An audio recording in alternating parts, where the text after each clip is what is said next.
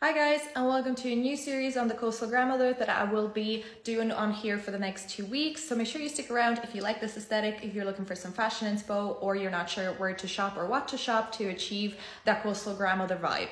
So I thought it would make most sense to kick off the series by explaining what this aesthetic is and the differences between the Coastal Grandmother and the Coastal Granddaughter. And there's also a term coastal chic that I've been seeing floating about, so I'll touch on that as well. So the term Coastal Grandmother was coined by Lex Nicoletta, and it is all about that mature, coastal, sophisticated and chic fashion and lifestyle.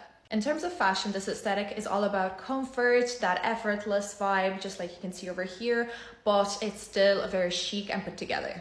It's widely associated with Nancy Meyer, the coastal vibes, which is kind of in the name, and the clean girl aesthetic in terms of minimalism, and that coastal grandmothers tend to be older women that are wealthy and have the time to take care of their nails, their skincare, their hair, and whatever else. Similar to the clean girl aesthetic, the coastal grandmother and coastal granddaughter would keep their makeup to a minimum, where they'd maybe use some tinted moisturizer or some blush or maybe a bit of mascara and brow wax, but they would keep it to a minimum and stick to the more natural look. Whereas when it comes to hair, I think that the clean girl aesthetic is more about those slick back buns, whereas the coastal grandmother, coastal granddaughter would stick to maybe more of their natural hair. So if it has a bit of a wave, they would just leave it down. So what are the differences between the coastal grandmother and the coastal granddaughter? Both would share similar, if not the same color palette, and would go for the same type of clothing, but they would differ in terms of the fit that they would get and how they would style it.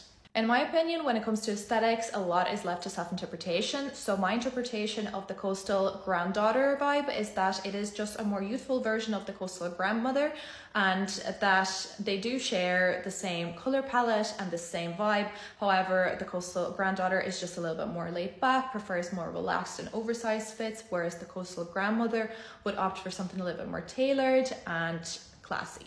So coastal chic then to me is just a blend of the two, but more on the dressier side. I'm starting to run out of time, but coastal chic would probably own a lot more designer items and would wear a lot of pearls and prefer to sip on a glass of Chardonnay rather than tea in the evenings. Also, if they're going out, they would probably opt for kitty heels instead of Birkenstocks, which I believe our coastal grandmothers go to. Overall, I think it's just a little bit more chic.